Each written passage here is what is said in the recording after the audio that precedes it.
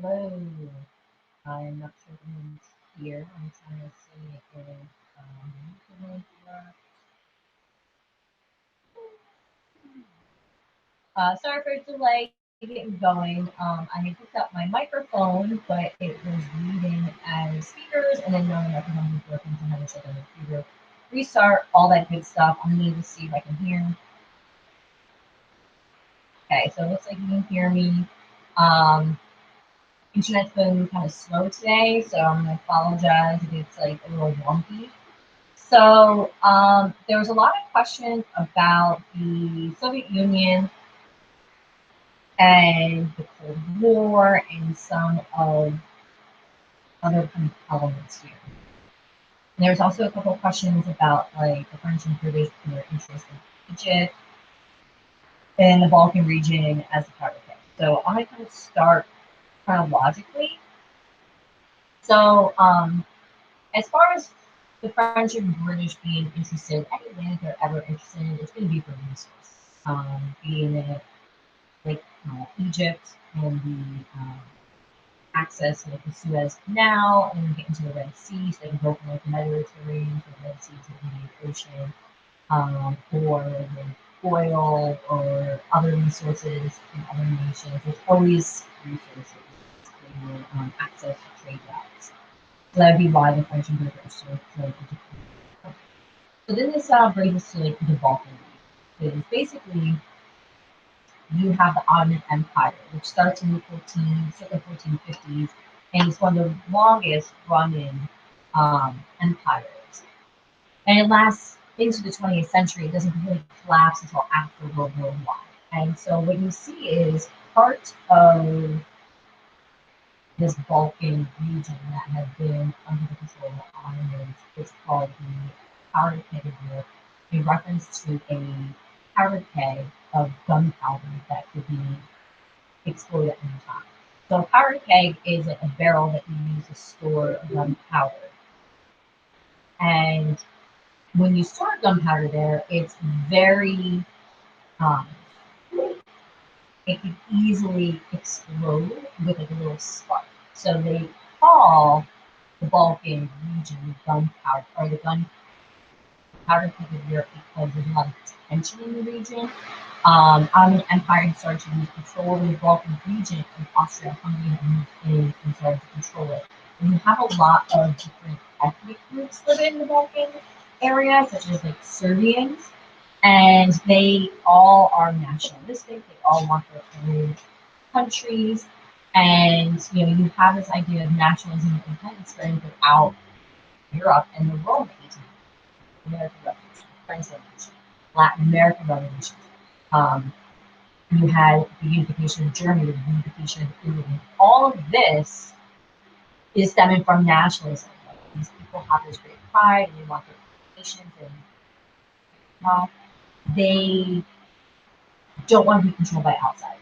And so in the Balkan region, you have a number of ethnic groups now being controlled by Austria-Hungary, and they want independence. They want to control their own area. But who gets to do that? Because you still have all these other ethnic groups living there at the same time in the same place. So it's like which group gets the power? The power.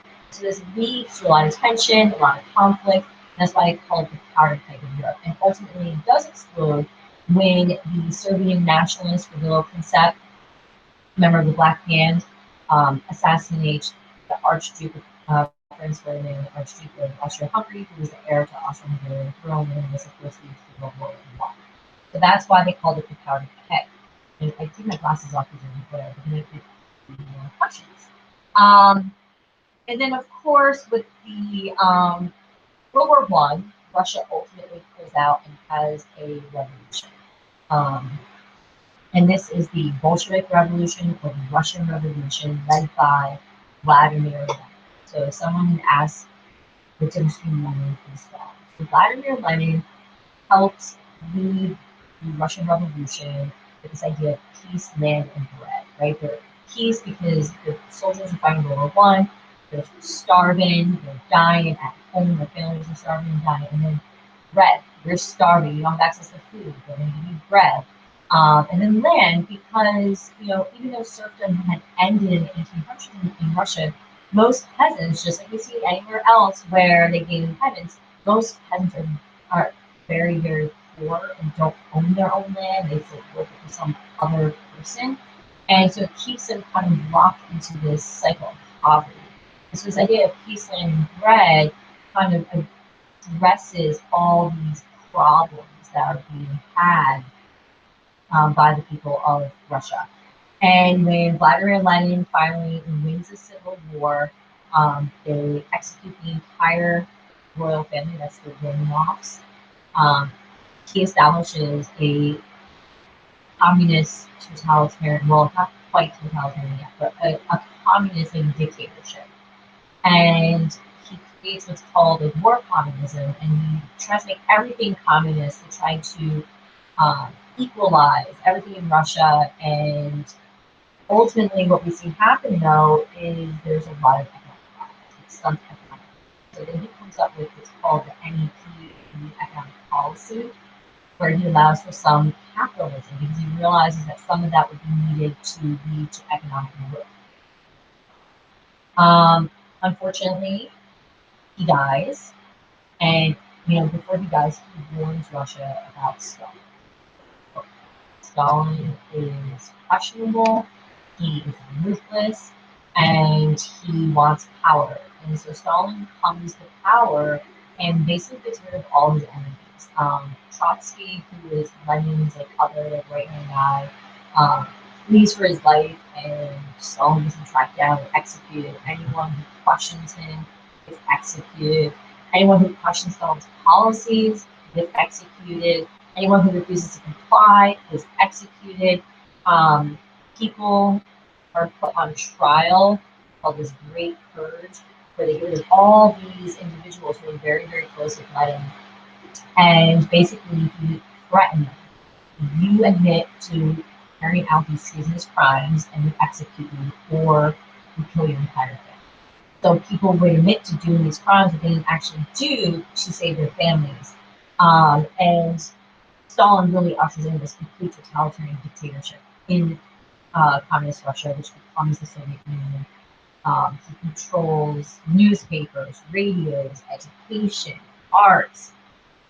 Religion is pretty much wiped out. The official religion will become atheist. He basically gets rid of anything that challenges authority, and a religious leader would challenge his authority, so he gets rid of them. And one of the questions asked is, why did Stalin starve all these people in Europe? So this refers to the Holodomor, which is an atrocity that he commits against these people of Ukraine. So the Ukraine is part of the Soviet Union, being controlled by Stalin directly. And part of his 5-year plan to increase agricultural and industrial production in Russia um, calls for all of the farms to be made into communes, where all the land is combined and everyone works together. But of course, if you have been a wealthy landowner, you don't want to now share all of that land or have to share your livestock. And so some people had to split crops, some people had to kill animals. If you were refusing to comply, they would kill you. Often they would make an example out of you. But we also see that these quotas that were established by Stalin, just like we saw with Mao in communist China, because Mao was influenced by Stalin, it basically forces these peasants to just work nonstop. Everyone in the family is working.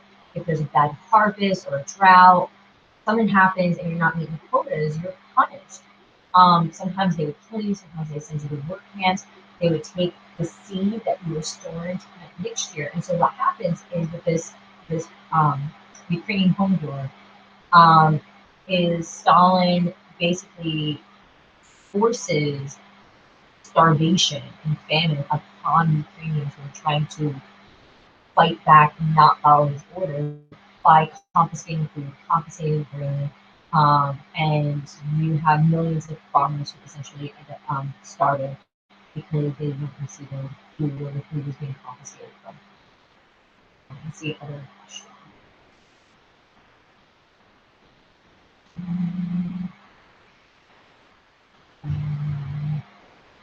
Okay, so the difference between I think I kind of answered the question of the tension between Serbia and Austro-Hungary. So that was when I was talking about the powder keg, but just to clarify, the powder keg in the Balkan region, remember, Serbians want independence, they don't want Austro-Hungary controlling them, and then when Brazil assassinated the Archduke Franz Ferdinand of Austria-Hungary and refused to turn over the culprit to Austria, this just creates so much tension, ultimately World War I. But really, that the animosity begins with Austria-Hungary pushing in to try to influence and control the region as the Ottoman Empire. So Bloody Sunday and its impact. So Bloody Sunday refers to a Bloody Sunday in Russia. So leading up to the Russian Revolution, when Tsar Nicholas II, Nicholas Romanov, is still the Tsar of Russia. A priest and a bunch of people basically marched over um, to the palace to hand a petition to him asking him for changes. And instead of listening to the reforms that people were asking for, he had them killed. And it's referred to Bloody Sunday, means like 100 people end up dying. And then, of course, this just creates a lot of tension. Ultimately, the Tsar caves, gives some reforms, but then goes in that. And, ultimately, this is what leads to the revolution finally. But NATO and the Warsaw Pact are Cold War era alliances. So after World War II comes to an end and the Soviet Union is firmly established, and you have the United States on one hand and the Soviet Union on the other hand as like the two superpowers in the world, the United States and her allies like Great Britain and France quickly formed NATO, the North Atlantic Treaty Organization. And it's basically this idea of like collective security. Like we are all going to be each other's allies, we're going to be here for each other, we're going to work together and protect ourselves against the Soviet Union. And then eventually the Soviet Union realizes we need our own alliance as well, because alliances, while can be a cause for World War I, can also help protect. So the Soviet Union, all nations under their control and the satellite nations are being influenced by them, end up forming the Warsaw Pact, which is the Soviet Union's response to NATO. So you might hear of the Western Bloc, which would include those native countries, those are like Western nations in Europe that are capitalistic and to be more democratic. People tend to have more freedom and rights. And then the Eastern Bloc, which would be like Soviet Union, the members of the Warsaw Pact, where they are communists and you see dictatorships and other forms of control of people. And basically, they're just alliances working together to help protect each other. And so, just to kind of recap really quickly, Vladimir Lenin is the really bullshit to the Russian Revolution. He'll be like the first leader of the Soviet Union. He comes up with war communism, but then that stagnates the economy. So then he comes up with new economic policy, which allows for some capitalism. Stalin takes over when Lenin dies and rolls it all back. He's known for the 5-year plans, the Holodomor, which is like the forced famine of the Ukrainians who refuse to comply, collectivization, where they make all the farms collective and they work together. And then towards the end, so during the Cold War, there's a number of times where the U.S. and so we were on the verge of an this like idea of brinkmanship. You're bringing to the brink of war. You're almost there, but you're not quite fighting. And that just creates these periods of increased tension between the two nations. But what we see is the U.S. is continuing to grow economically. I mean, we become one of the largest economy in the world, and the Soviet Union just can't keep up. It becomes pretty problematic for their economy. They're really struggling to keep up with the U.S. As far as like production goes, and their technology is kind of behind ours. I don't know if anyone's watching Chernobyl right now on HBO. It's like a number one show. But that's 1989 Ukraine, which is part of the Soviet Union. And in it they talk about how we don't have this technology to really handle this crisis. The U.S. does, but there's no way Gorbachev who's like the leaders or other leaders would ever ask the U.S. for help. And this is actually towards the end of the Cold War, 1989. It's towards the end of the Soviet Union, and ultimately Gorbachev decides he needs to open up the Soviet Union. He realizes that some changes must be made, and so there's some reform, and one of those is glasnost, which means openness. So there's some more freedom of religion and speech. Some of the new Western ideas are coming into, well, not new Western, but some of the Western ideas are coming into the Soviet Union. Some of the prisoners who have been sent to the gulags, like those Russian work camps, are starting to be released, who are like political prisoners. And then Petroska, which is like an economic restructuring. So he's kind of rolling it back to some of those like Lenin era, like new economic policy type things where we're going to have more open trade in the Soviet Union so that we can try to keep up with the West, especially the United States, and have some capital. And some people see this as kind of the beginning of the end of the Soviet Union, so like in the early 80s when some of the changes taking place. And then, once people can start to criticize more openly a lot of nations that have been controlled by the Soviet Union, like, that's kind of suck. Communism kind of sucks. We're like super behind the West. We want independence. And then the Soviet Union is kind of bankrupt just because of the increase in spending for the Cold War and the arms race with the U.S. and the space race with the U.S. And I'm sure Chernobyl didn't help either.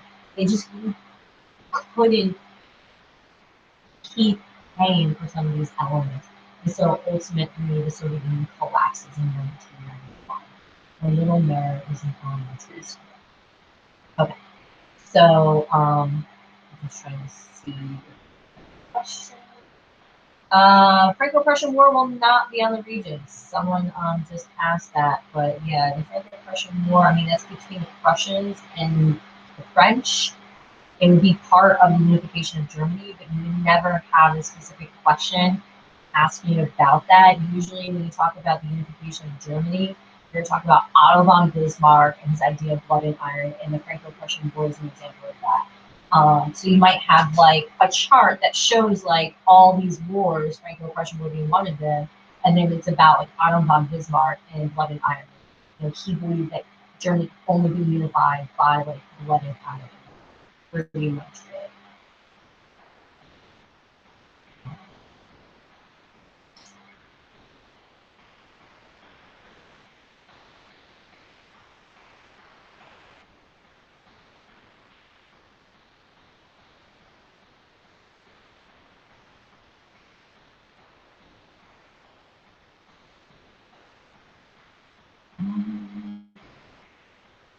As far as like some people are asking who specifically is like in NATO, you don't necessarily have to remember every member nation of NATO or the Warsaw Pact. If you remember the United States and her allies in NATO, and the Soviet Union and her allies in the Warsaw Pact, you'll be fine.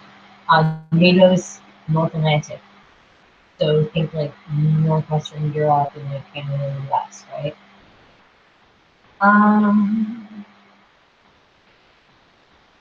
Someone had earlier asked about the Aryan race. So whenever you see the Aryan race, you would have a specific question that it's going to be in reference to like Germany, specifically Hitler's idea of like this master race of humans.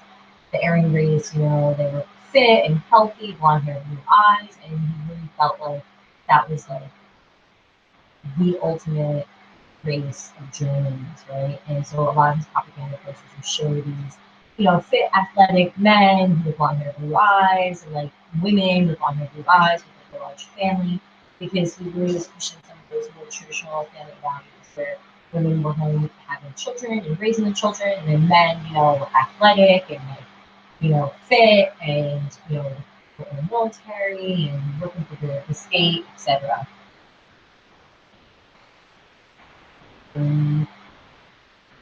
So for the new CRQs, yes, I have some advice. I would read the questions carefully. Um, so the CRQ questions have 3 questions per set. So you'll have 2 sets of CRQs. So CRQ is a constructive response question. So the first set, you'll have document 1, and the question will either ask you about historical context or geographic context. So you have to read to see which one they're asking, and each set could be different for that first question. Above the question, they will define for you historical context or geographic context. These CRQs are different from the way documents used to be answered on the old style of Regents. The old style of Regents usually you just read the document and pull out the answer and then write it down. Now you have to infer. The document is there for some background information, but you're not necessarily going to find your answer in that document. You have to understand history. So historical context for the first question on the CRQ is asking you basically what's happening in history that led to what's happening in this document. So if you had a question that's talking about industrialization taking place and, if you have a question and it's asking you or it's telling you about machines are being used in Great Britain now in factories and people are working on spinning machines, like the historical context they want to know is that the Industrial Revolution had started in Great Britain and this led to people working on machines in factories in urban centers, right? They don't want you to say, oh, people worked in machines. That doesn't answer it. You have to explain what happened that led to people working in machines. If it's a geographic context, they want to know like why is what's happening where it is. So they give you like a map or document talking about industrialization in Great Britain. The geographic context is, well, geographically, Great Britain has a lot of waterways and natural resources, and this made it a prime location for the resources needed to industrialize, right? So make sure you read that first question. The second question is now one question that either asks you about like point of view or audience or purpose. And again, each document set is going to have something different for question 2. So don't assume that the question was for your first document set is the same question for the second document set. Please make sure that you are reading the question carefully. So audience is basically like, who are they writing to and like how does that impact what they're writing? The point of view, like really think about this. This isn't like the point of view in the PLA. This is more of like, do they agree? Do they disagree? Like, why is this the way that they think? And then there could, at my training, they told me that while bias is an option, they didn't write any bias questions yet. So it would be an option on this test. So just kind of keep that in mind a little bit. Even like the point of view, a good purpose, for audience. So why? So if you're doing like purpose for this, you're looking at why are they creating the document or the image or the text or whatever it is, the speech, you know. So think about really like what's behind it, like who's writing it, what are they thinking, who are they writing it for, and like where they want people to like think and feel eventually. And then the third question is going to have you compare in some way or connect in some way documents 1 and document 2. So you could be asked, well, you're going to be asked cause and effect. So usually document 1 would cause document 2. Not necessarily the case, but usually. So basically what happens first? Which one of those documents basically is happening first? And then how does that lead to the other document? And you have to use evidence from the document. So you need to go back and you need to be specific. Like in document 1, blah, blah, blah, blah, blah. In document 2, blah, blah, blah, blah, right? So please make sure that you are using evidence in both of those. The second question set can either be a turning point or a comparison with like a similarity or differences. The turning point is like, what's the big change, right? And how is that different than what happened before? So if it was an industrial revolution question, the big change is from an agricultural society to an industrial society. And so before industrial revolution, most people were farmers, they worked on farms, and then you industrialized. And now you're producing things in factories, and people are living in urban centers instead of rural areas, and now working in factories instead of on farms. And that's like the big change. And then you have is similarities or differences. So what's the same but different? They're going to ask you to identify and define. Identify is just a similarity between document 1 and document 2 is that both document 1 and document 2 refer to the impact of the industrial revolution commonly, right? And then the second part of that is to explain. And then you have to, that's where you pull evidence from the documents and you have to explain. So in document 1, it talks about people moving to urban centers to now work in factories instead of working on farms. However, in document 2, like, while the similarities, it still talks about people working in factories now, a difference might be now these people are looking at the negative effects, so on and so forth. But make sure you're using how it's the same or how it's different, and you're using the evidence. So that's the CRQ. The enduring issues essay is basically a continuities and change essay for people who take feeling like AP World and enroll in that kind of framework. But you have to identify and define your enduring issue. So it's not enough to like, oh, this is an example of war. You need to, or conflict, you need to explain what that is. So, make sure you give a definition. This is a textbook definition.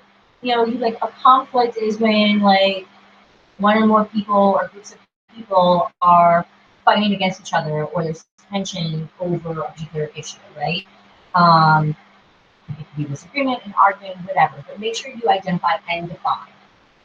And then you need to basically explain like why it's an enduring issue. So enduring issue is something that lasts for a very long time. And it's something that we've been dealing with and it affects a lot of people, right? So, some of the biggest ones that you're probably going to come in contact with would be like modernization.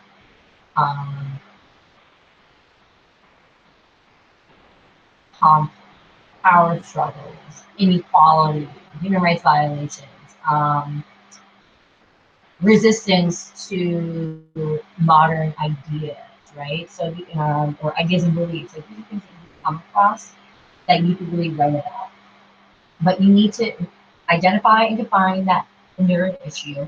You need to explain how it's affecting people or has affected people. So industrial revolution affects people because now they are moving from rural areas to urban areas, they're working in factories. In these factories, they're dealing with dangerous conditions. It's they're still living in poverty, et cetera, et cetera. But you can also talk about people then fighting back against that modernization. Or trying to break machines, and machines replacing them. And that's the way they're able to affect um, industrialization and modernization. But the biggest issue I've seen throughout the year hasn't been identifying and defining. It hasn't even been explaining how it affects people. The biggest issue I've seen students struggle with is connecting it over time. The documents that are given to you are going to be from different times. I'm not going to give you all documents from the same time period. So if you are utilizing those documents and referencing the time periods and making connections like in the 1750s when Great Britain industrialized, and then in the 1850s when other parts of Europe industrialized, and in the late 1800s when Japan industrializes, you use the dates. If you don't know the exact dates, use circa 1750s, circa 1800s. Use the test to take the test. Go back to the multiple choice. Maybe they brought up this topic and there's a date on it. There's probably going to be a date in the document, right? So make sure you're using dates, because if you're showing continuity and change over time, or how it continues or changes over time, you need time in there. You need to have some dates. And if you can connect it to the same issue today, like if it's on industrialization and modernization, and you can connect it to the fact that machines are continuing to replace workers and it's still a struggle today, great. But make sure you're doing that continuity and change and connecting it over time. Yes, there's one essay, it's the Endurance Issue essay. There's no DQ essay anymore. This is a brand new test. So it's 28 multiple choice questions. Each of those questions are going to be grouped into 4 questions and attached to a stimulus. The stimulus could be a map, a document, a chart, timeline, what have you. And you'll have 28 total questions. And then you have your 2 CRQ sets. And each of those sets has 2 documents with 3 questions. So document 1 has question 1. Document 2 has question 2. And then question 3 asks you to do some kind of connection between those 2 documents. And then you have your 1 Endurance Issue essay. One of the tips I would give as well when you're doing the Endurance Issues essay is don't just read the shortest documents and try to write with it. Just because it's a short document doesn't mean it's the easiest to write. I would go through the documents. I would identify like 2 to 3 enduring issues for each of them. I would identify the main idea and any outside information. So like if I have a document talking about machines in Great Britain, I would definitely write down Industrial Revolution as like an outside idea to help me out. And then go back and look at, well, which issue do I see coming up the most, and which one do I think I can most easily write about. Don't make it hard on yourself. Like, don't grasp at straws and try to write about an issue you don't know or understand, or you like, well, I think I can maybe write that. I don't know. Go with the obvious one, right? Like, this, we're not trying to make this hard on you. Don't try to like challenge yourself. Like, do the thing that's the most obvious that you can do well.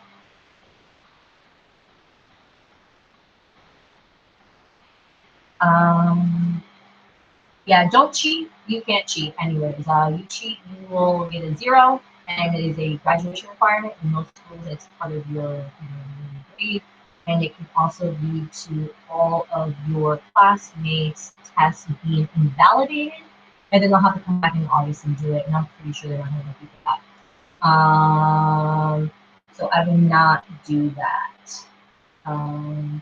Honestly, the most important thing to review right now, the back of your eyelid. Seriously, if you don't know it by now, your best bet is to get a good night's sleep and wake up and have a nice breakfast.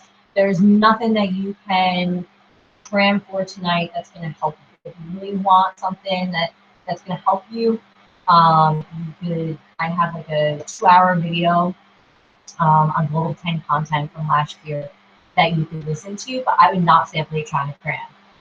You might want to review some like enduring issues topics just to kind of refresh your memory.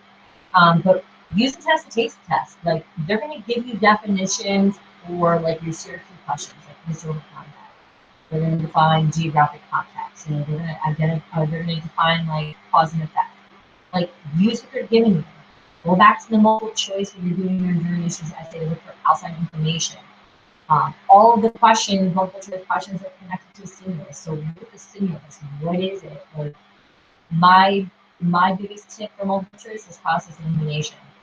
When you're going through and get rid of answers you know are absolutely incorrect, and you know you're never, like, that would not ever be the option. Try to narrow it down 50/50.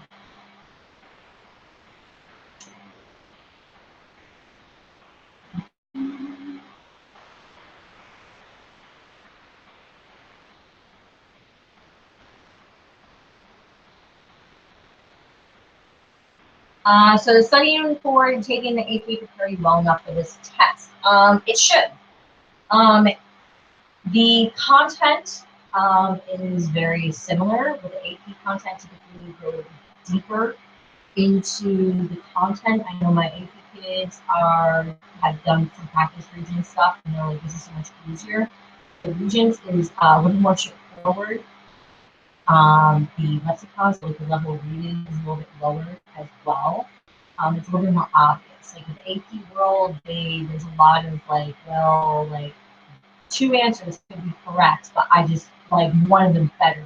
But who knows? Whereas the Regents, more often than not, there's going to be like one very obvious choice.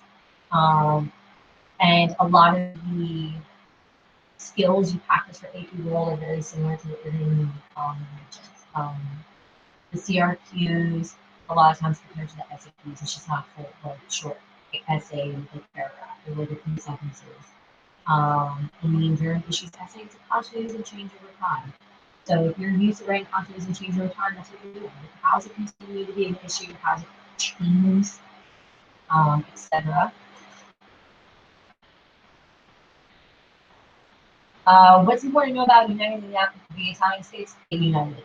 Seriously, if you have a question, it's going to be on unification of Italy and Germany, and they unified because of nationalism. Right? So occasionally you might see a question about like Jude Braldi and Cavour and all of these Italian guys who led Italy to unification, but it's nationalist leaders. That's the answer.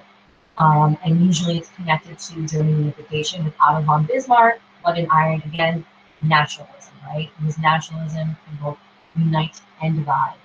So unification convention are two examples of how nationalism has unified nations. That's pretty much all you can do. I have about 15 minutes left. I'm able to say up on doing this. So if there's any other questions, I'm looking at the chat for any.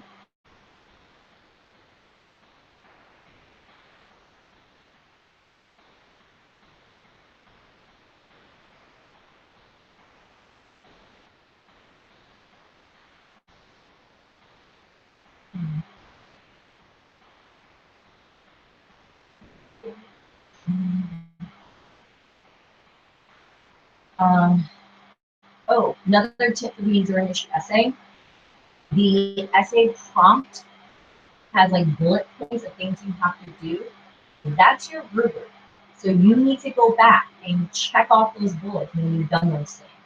I would definitely take a few minutes to do a general outline of your paper so you don't forget anything. You know, identify and define that issue, how has it affected or been affected by people, how has it continued to change, or how has it continued to be an issue or change over time. Next, through the documents, right? Like document 1, 1700s, like later in the 1800s in document 2, blah, blah, blah. And then in the 1900s in document 3. And then in conclusion, in the 21st century, this continues to be an issue because blah, blah, blah. If you can't connect it to today, that's fine. If you remember stuff from Global 9, more power to you, you can connect it back to Global 9 too. You're like, look, in 500 BCE, this was an issue, you know, and do it that way as well. But use the documents, use what they're giving you, go back to the essay prompt and with the checklist and just, yep, I did this, I did this. If you forgot, go back, you know, add something in. What's important about Yugoslavia? Probably nothing. It sounds terrible, but the only time you would never get a specific question about Yugoslavia. Like if it showed up on a map, it's probably is the Cold War. Mao. Yeah. Okay. So General Mao, a Chinese communist leader, and he fights Kai Shek, the nationalists during the Chinese Civil War. And so what we see is Sun Yat-sen, who is the father of like modern China, died and Kai Shek took over. But Mao was able to get a lot of power and support by the peasants because peasants were very poor in China. And so they united with Mao. And Mao and his supporters were forced on the team of the long march because they marched a very long time and many people died. But he still had a lot of support. There was a brief pause in the Chinese Civil War during World War II because Japan's invaded. So the nationalists, the Kuntei, and the communists under Mao are like, let's fight off Japan. We got bigger fish to fry, and then we'll pick this back up when this ends. The nationalist army under Kai Shek were fighting Japan head on. This is their modern military was devastated. Whereas the communists were more guerrilla tactics against Japan, like hit and run. So after World War II, the communists were in a pretty good spot still. They still had a lot of their power. And ultimately, Mao was able to defeat the nationalists. The nationalists fled to Taiwan. Um, and Mao set up a communist dictatorship in China. And much like Stalin's 5-year plans, he creates um, the Great Leap Forward, where he's trying to rush to industrialize and increase agricultural output in China. Much like the 5-year plan, does not work out. He has like communes, and people have to work night and day, and if they don't meet quotas, they're punished. He institutes like the one-child policy because there's an overpopulation issue in China. And what we see is that there's starvation. There's a lot of punishment, and he's kind of starting to lose some of that support. So he then comes up with um, cultural revolution. This is where you get those little red books that everyone held. Intellectuals, people who questioned him, were sent to re-education camps. Um, they had lots of propaganda talking about how great Mao was and how amazing everything was. And ultimately, this continues, but China's economy is still pretty stagnant. Ultimately, when Mao dies, Deng Xiaoping takes over China and institutes more capitalistic-friendly policies. So he comes up with the full modernization, where he modernized like industry and tech and agriculture, but he's allowed for some capitalism and trade with the outside world. And so what we see is economic boom in China, at least for the government and big businesses, but peasants are still very poor. The people do not have any rights still in China. Even today, the governments are highly censoring the internet.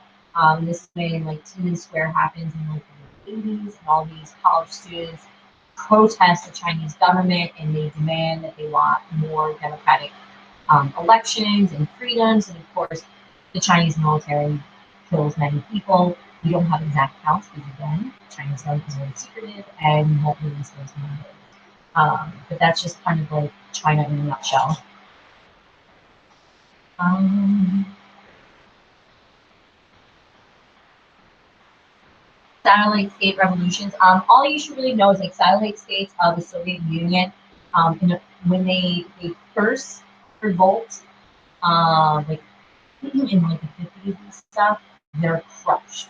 But the Hungarian revolt at first, like they defeat the communists and they, like yay, and then Russia just rolls up in there and just done.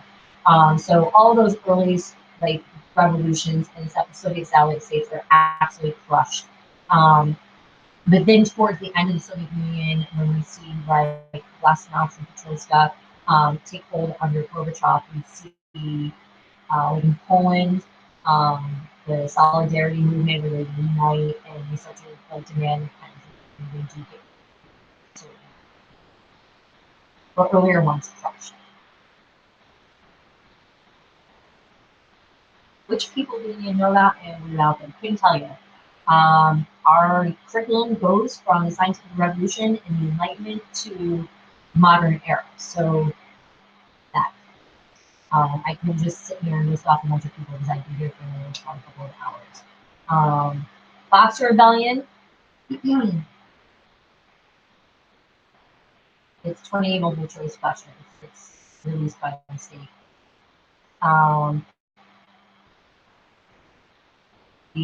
Is an endurance issue essay, one essay, yes. The Boxer Rebellion, yes. So what we see is the Boxers, like the Harmonious Fists, are trying to fight off like Western influences up in China, and what we see is that the Empress of China basically gets a coalition of foreign militaries that have her in like defeat. in the Dutch. So Botch rebellions that they made are often compared with each other because they are rebellions against one.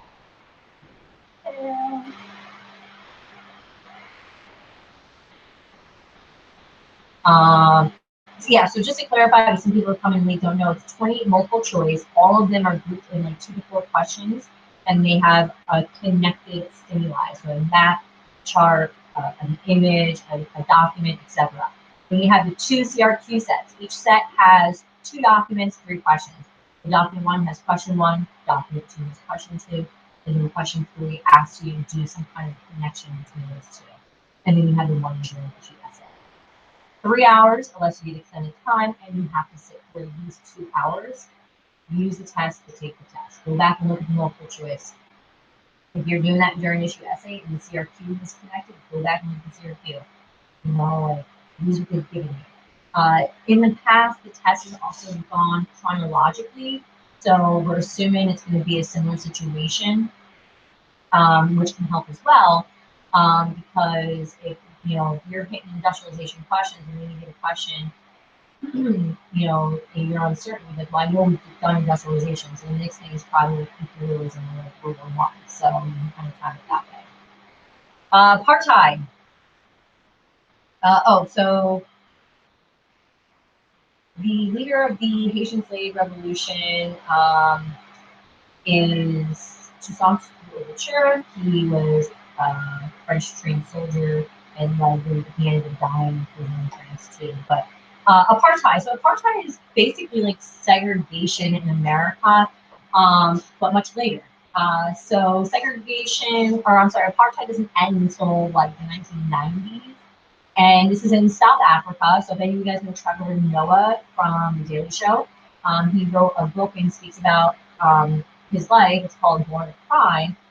His father was white, his mother was black, and his very existence was illegal under apartheid. So apartheid is basically a system of laws that kept the blacks and whites separate in South Africa. But it went further than that. This is called a minority rule because there's far less whites in South Africa than blacks. But the whites had all the power. They could vote, they could hold all these jobs. Whites could live anywhere, whereas blacks, who were the indigenous people in South Africa, were forced onto reservations. They could only live in certain places. They needed to carry papers. And if they didn't have a job, they could go to prison. They could only hold certain jobs. They couldn't go to areas that were just for whites. They had no voting rights whatsoever. And often you'll be asked questions about Nelson Mandela in connection to apartheid. So he starts out as being very, very vocal against apartheid. He was imprisoned for life by the South African government. And he serves about 30 years in prison, but during that time, he's reaching out to the media in other countries. The rest of the world is looking at him like, it's the 1980s. Why is this still happening? And the United States and other nations basically created sanctions against South Africa and refused to trade with them. And so this ended up hurting the economy. And then whites in South Africa started to feel like the pain in their purse, basically. And what we see is they keep questioning the policies of apartheid. And ultimately, it will come to an end. Nelson Mandela will be elected the first president. And really shows, that power that an individual can have, but also economic sanctions. And the world really recognizes this is wrong. What should you know about Toussaint Louverture? He's the leader of the Haitian Revolution, and it's the only successful slave revolution. What do you need to know about the American occupation of Japan? Honestly, I don't think I've ever seen a question about the American occupation of Japan. I mean, it's after World War II, after the United States has bombed Hiroshima and Nagasaki, the U.S. is there for several years to help create a new constitution, restructure the government. But I've never seen a question on the reasons about it. You might get something about the end of the war and like the atomic bombs, but I've never seen anything really about U.S. occupation. If there is something, it might be in connection to like a document or something. But who knows? It's a brand new test. It might surprise you. So the Syracuse responses should it varies. So like when it's asking about historical and geographic context on question one, you should probably have like at least 2, 3 sentences. The big rule of thumb is however many lines they give you the answer on, fill them up and then go a little bit further. Okay. If it's just asking you to identify is like a sentence. And that's going to be like question three. It would ask you to identify like a similarity or difference. And but then it's going to ask you to explain, and that's the point where you take the next step. Don't leave anything blank. So in some of the sample tests that I've seen, they've had question three asking you to identify similarity or difference, and people will identify and explain there. And then the second part of the question would be like, explain a similarity or difference. This could be the same similarity or difference from question 1A or a different one. Don't just write, oh, I answered that above and leave it blank. You'll get no points. Rewrite it. Don't leave anything blank. If you screwed up and you're like, oh man, I answered that above, rewrite it. It's fine. You can write more on identify and not lose points. So as long as you've identified, you're going to get the point. But if you leave question three empty, you're like, oh, I answered it okay, you get no points for that. So don't leave anything empty.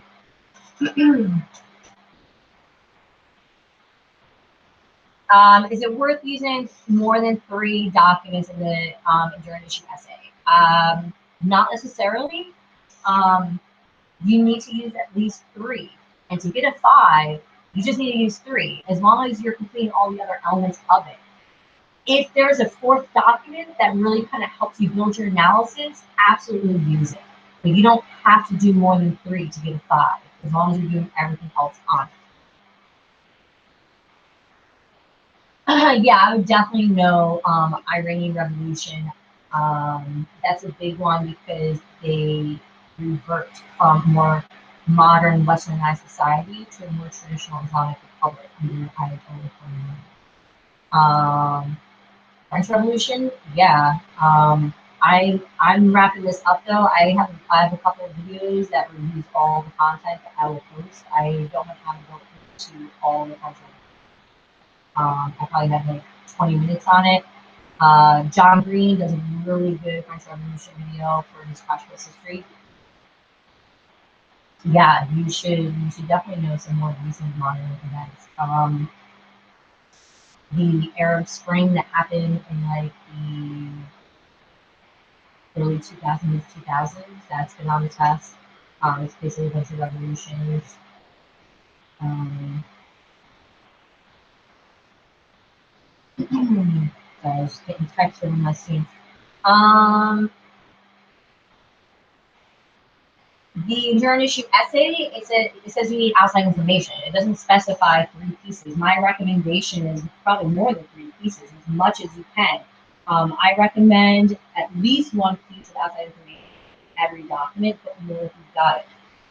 To have a well-written essay with analysis, you're going to have more than 3 pieces of outside information. If you can't think of any, go back to the multiple choice and look for information that connects to what you're writing about. And don't panic, like your essay can be pretty basic, and as long as you hit all those bullets on the task list, you're going to do pretty good on the essay.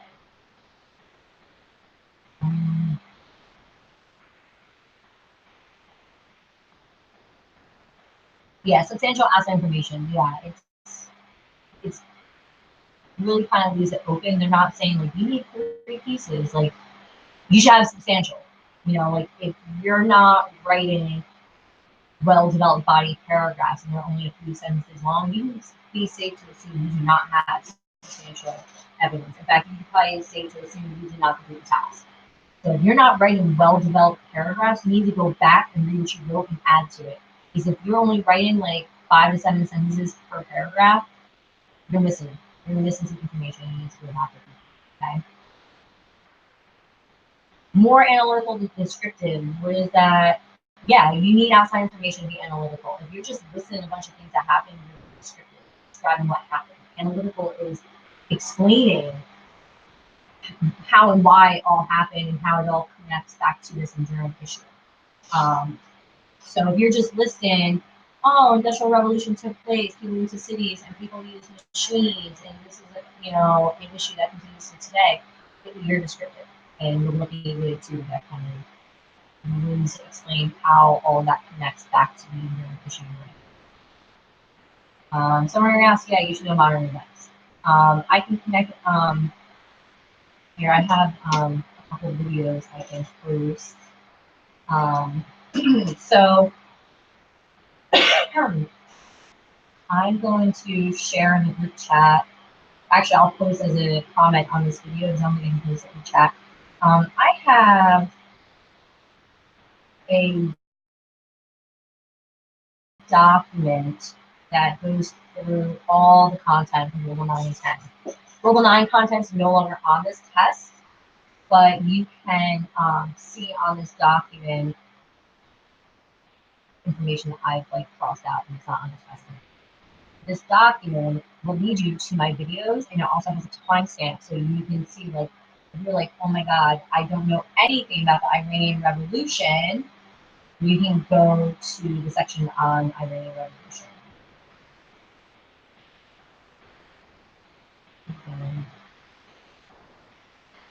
And I'm going to be signing up for this. I don't see it. I have a thing, so you guys don't see it either.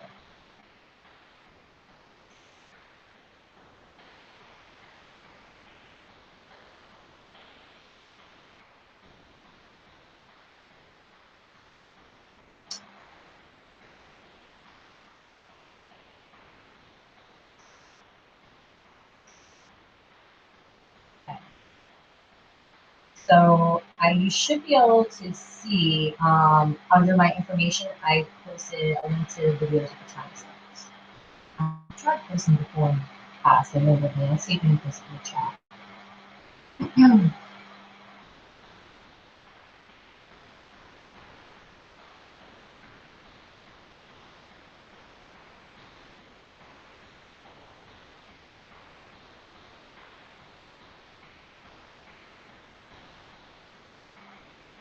Sharpeville massacre is a massacre.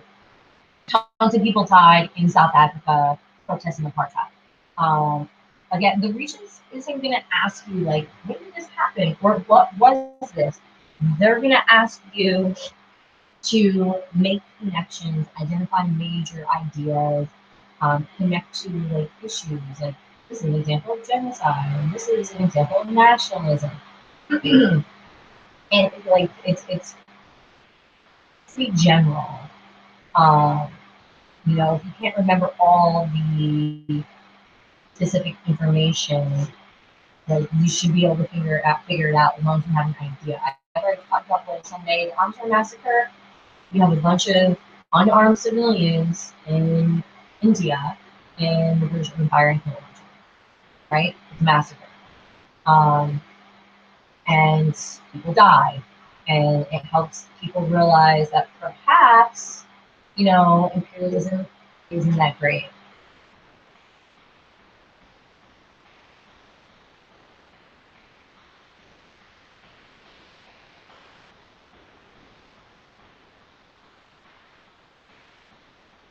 Okay. So I'm going to be wrapping this up. If there are any other questions about specific content, I would just look at that Regents Review video breakdown. Anything that is crossed out is no longer on the test. As far as the Mongols go, you really just need to know,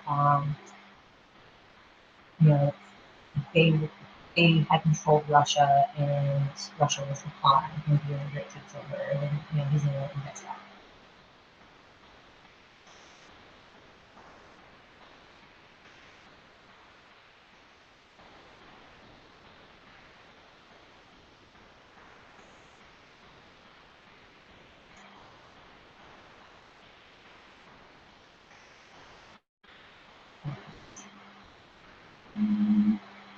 Yeah, those two videos are good information everyone needs to know. The end of the second video where it says tips for taking the test, that's the old format. I made this video a couple years ago, so ignore that.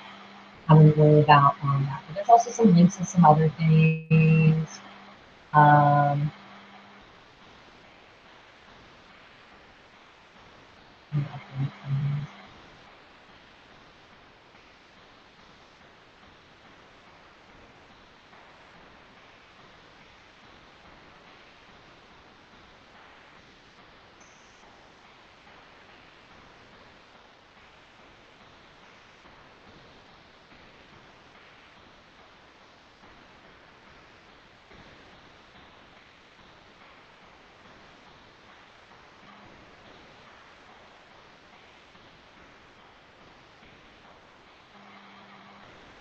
there's a bunch of tips and tricks and everything else and some study guides you can check out. Again, excuse me. At this point, your best bet is to go to bed at least an hour and not stay up late.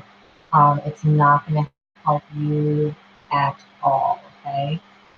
I'm gonna link into this document, some other like little tips and stuff, and you can check it out. For some help, feel free to share it with your friends and just check to make sure that there's no other questions. Cultural diffusion will not be on the status. That's global 9. Get that out of your head. Yeah, cultural diffusion not the answer anymore. Oh, sorry. It's a 1-year test. Therefore, yeah, no cultural diffusion.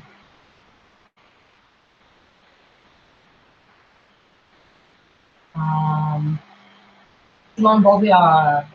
So think Bolivia. He was the leader of Latin American revolutions. He had the idea of liberating Colombia. He wanted to unite all of South America under one country where he was the ruler. It doesn't work out. Partly because South America is huge and you have things like the Amazon River and rainforest and these mountains that separates people. So yeah, I mean, they named Bolivia after him, but there's no grand Colombia. He was a nationalist leader for independence. And Jose D. San Martin, nationalist leader for independence. Um, it used to be in the past you needed to know like people really, really well in case you have like a thematic essay about like individuals. But with the endurance issue essay now, they're giving you the documents and you need to connect it to an endurance issue. So it's really important to understand like the ideas and concepts and problems faced throughout history. That you can, and then have a general idea of what these people are and what they've done to kind of connect it. I already gone over this here. If you go back in the video, you can rewatch it and the archive video. I already talked about this here. So in the document I shared, I'm gonna post a couple more links. I have some CRQ stuff I can post in that document. If you're having trouble, I've seen you working on this as well.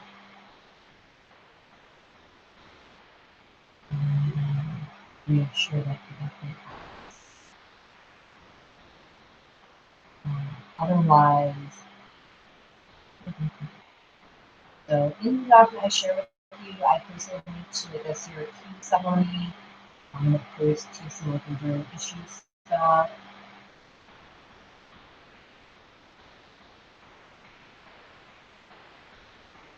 Otherwise, the odds get in your favor. Those definitely, seriously, it's far better to go to bed and get a good night's sleep. You should bring 2 pens with you. Everything is in pen. Nothing is in pencil. No pencils. No pencils. Only pen.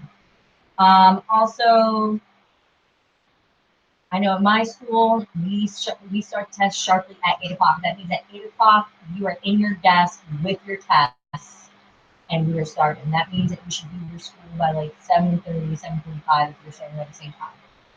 I will be in my classroom at like 7:15. Um, Honestly, like if you don't know it, just get some rest. Like if you really want to review something, don't drive yourself crazy, maybe look over some of your issue stuff. Um, things like that. But I wouldn't try to cram a bunch of content in your head because you're really not. That's not how it works. You're not going to remember it. Ideally, you really should have been studying like 15, 20 minutes a night for like the past like at least 3 weeks.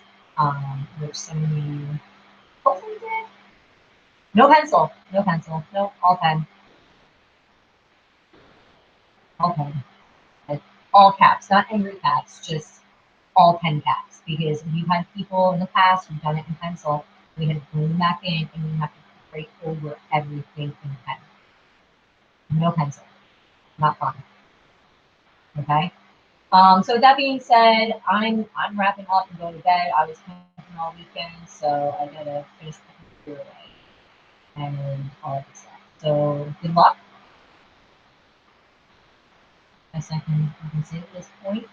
I hope things went well for you. And what's mom?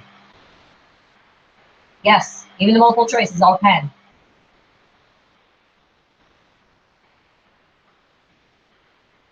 All pen. Okay. Goodbye.